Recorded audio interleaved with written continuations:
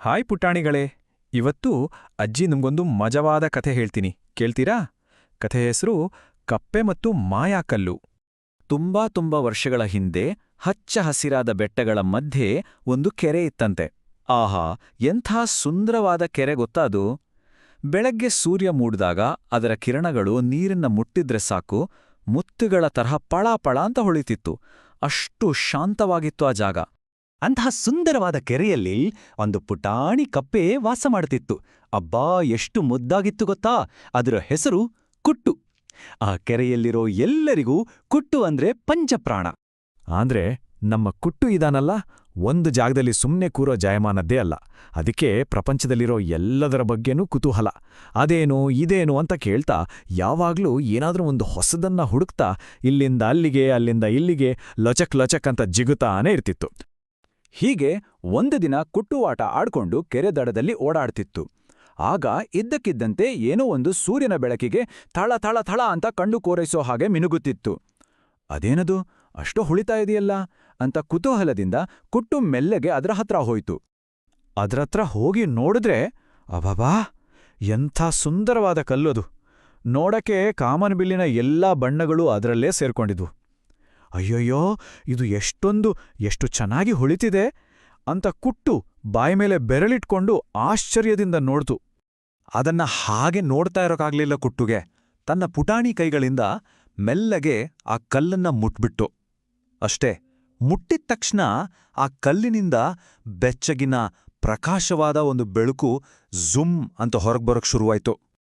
ಆ ಬೆಳಕಿನ ಜೊತೆಗೆ ಆ ಕಲ್ಲಿನ ಒಳಗಡೆಯಿಂದ ಒಂದು ಧ್ವನಿ ಕೇಳಿಸ್ತು. ಅದು ಗಂಭೀರವಾಗಿತ್ತು, ಆದರೆ ಅಷ್ಟೇ ಮೃದುವಾಗಿತ್ತು.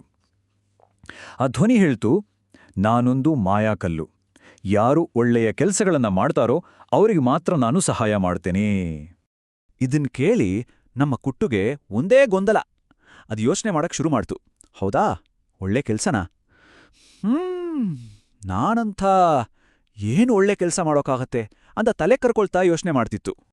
ಕುಟ್ಟು ಹೀಗೆ ತಲೆ ಬಿಸಿ ಮಾಡ್ಕೊಂಡು ಯೋಚನೆ ಮಾಡ್ತಿದೆಯಲ್ಲ, ಅದೇ ಸಮಯಕ್ಕೆ ಹಾರಾಡ್ತಾ ಒಂದು ಬಣ್ಣದ ಚಿಟ್ಟೆ ಅಲ್ಲಿಗೆ ಬಂತು. ಅರೆರೆರೆ, ಏನಿದು? ಆಯತ್ತಪ್ಪಿ ಅದು ಕೆರೆಯ ನೀರಿಗೆ ಬೀಳೋಕ್ ಹೋಗ್ತಿದ್ಯಲ್ಲ. ಅಯ್ಯೋ ಪಾಪ, ಅದರ ರೆಕ್ಕೆಗಳೆಲ್ಲ ನೀರಲ್ಲಿ ನೆಂದೋಗ್ತತ್ತು. ಇದನ್ನು ನೋಡಿದ ಕುಟ್ಟು ಒಂದು ಸೆಕೆಂಡ್ ಕೂಡ ಯೋಚನೆ ಮಾಡ್ಲಿಲ್ಲ. ಫಕ್ಕನೆ ಒಂದೇ ಜಿಗಿತಕ್ಕೆ ನೀರಿಗೆ ಹಾರಿ ಮುಳುಗುತ್ತಿದ್ದ ಚಿಟ್ಟೆಯನ್ನ ತನ್ನ ಉದ್ದವಾದ ನಾಲಿಗೆಯನ್ನ ಮೆಲ್ಲಗೆ ಎತ್ತಿ ದಡದ ಮೇಲೆ ಸುರಕ್ಷಿತವಾಗಿ ಇಟ್ಟು. ಆಗ ನೋಡ್ಬೇಕು, ಕುಟ್ಟುವಿನ ಕೈಯಲ್ಲಿದ್ದ ಮಾಯಾಕಲ್ಲಿದೆಯಲ್ಲ, ಅದು ಮೊದಲಿಗಿಂತ ಇನ್ನಷ್ಟು ಪ್ರಕಾಶಮಾನವಾಗಿ ಬೆಚ್ಚಗ ಹೊಳೆಯೋಕೆ ಶುರು ಮಾಡ್ತು. ಸರಿ, ಇನ್ನೊಂದಿನ ಏನಾಯ್ತು ಅಂದ್ರೆ, ಕುಟ್ಟು ಕೆರೆಯಲ್ಲಿ ಖುಷಿಯಾಗಿ ಈಜಾಡ್ತಿತ್ತು. ಆಗ ನೀರಿನ ಕೆಳಗೆ ಕೆಲವು ಪುಟಾಣಿ ಮೀನುಮರಿಗಳು ಕಾಣಿಸ್ತು. ಆದ್ರೆ ಅವು ತುಂಬಾ ನಿಧಾನವಾಗಿ ಈಜ್ತಿದ್ವು. ಏನಪ್ಪಾ ಅಂತ ನೋಡಿದ್ರೆ ಪಾಪ, ಅವುಗಳಿಗೆ ತಿನ್ನೋಕೇನೂ ಸಿಗ್ದೆ ಹಸಿವಿನಿಂದ ಸುಸ್ತಾಗೋಗಿದ್ವು. ಕುಟ್ಟು ತಕ್ಷಣ ಏನ್ ಮಾಡ್ತು ಗೊತ್ತಾ? ಬೇಗ ಹೋಗಿ ಸ್ವಲ್ಪ ಪಾಚಿಯನ್ನ ತಂದು ಆ ಮೀನು ಮರಿಗಳಿಗೆ ಕೊಟ್ಟು.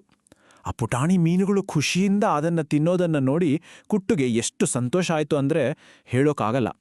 ಅದೇ ಸಮಯದಲ್ಲಿ ಅದರ ಕೈಯಲ್ಲಿದ್ದ ಮಾಯಾಕಲ್ಲು, ಅಬ್ಬಾ, ಚಿಟ್ಟೆಯನ್ನ ಕಾಪಾಡ್ದಾಗಿಂತಲೂ ಜಾಸ್ತಿ ಸೂರ್ಯನ ತರ ಝಗಮಗ ಅಂತ ಹೊಳೆಯೋಕ್ ಶುರುವಾಯ್ತು. ಆಗ ಕುಟ್ಟುಗೆ ಒಂದು ಮುಖ್ಯವಾದ ವಿಷಯ ಅರ್ಥ ಆಯ್ತು. ಈ ಮಾಯಾಕಲ್ಲು ಸಹಾಯ ಮಾಡುತ್ತೆ ಅನ್ನೋದಕ್ಕಿಂತ ಬೇರೆಯವರಿಗೆ ನಾವು ಸಹಾಯ ಮಾಡ್ದಾಗ ಸಿಗ್ತಲ್ಲ ಒಂದು ಖುಷಿ, ಅದೇ ದೊಡ್ಡ ಮಾಯೆ. ನಿಜವಾದ ಸಂತೋಷ ಇರೋದೇ ಒಳ್ಳೆ ಕೆಲಸ ಮಾಡೋದ್ರಲ್ಲಿ ಅಂತ ಅದಕ್ಕೆ ಗೊತ್ತಾಯ್ತು. ಅಂದಿನಿಂದ ನೋಡಿ ನಮ್ಮ ಕುಟ್ಟು ಬದಲಾಗೇ ಹೋಯ್ತು. ಆ ಕೆರೆಯಲ್ಲಿರೋ ಪ್ರತಿಯೊಂದು ಪ್ರಾಣಿಗೂ, ಚಿಕ್ಕ ಇರುವೆ ಇರ್ಲಿ ದೊಡ್ಡ ಮೀನಿರ್ಲಿ, ಎಲ್ಲರಿಗೂ ತನ್ನಿಂದಾದ ಸಹಾಯ ಮಾಡ್ತಾ ಇರ್ತಿತ್ತು. ಹಾಗಾಗಿ ಚಿಟ್ಟೆ, ಮೀನು ಎಲ್ಲರೂ ಕುಟ್ಟುವಿನ ಫ್ರೆಂಡ್ಸ್ ಆದ್ರು. ಇಡೀ ಕೆರೆನೇ ಪ್ರೀತಿ ಸಂತೋಷದಿಂದ ತುಂಬಿ ಹೋಗಿತ್ತು. ಹಾಗಂದ್ರೆ ಹೇಳಿ ನೋಡೋಣ ಪುಟಾಣಿಗಳೇ, ಈ ಕಥೆಯಿಂದ ನಾವು ಏನು ತಿಳ್ಕೊಂಡ್ವಿ? ಇದರ ನೀತಿ ಏನು? ಈ ಕಥೆಯ ನೀತಿ ತುಂಬಾ ಸರಳ. ನಾವು ಮಾಡುವ ಒಳ್ಳೆ ಕೆಲಸಗಳೇ ನಮಗೆ ನಿಜವಾದ ಮನಸ್ಸಿಗೆ ತಟ್ಟುವಂತ ಸಂತೋಷ ಕೊಡೋದು ಅಲ್ಲ.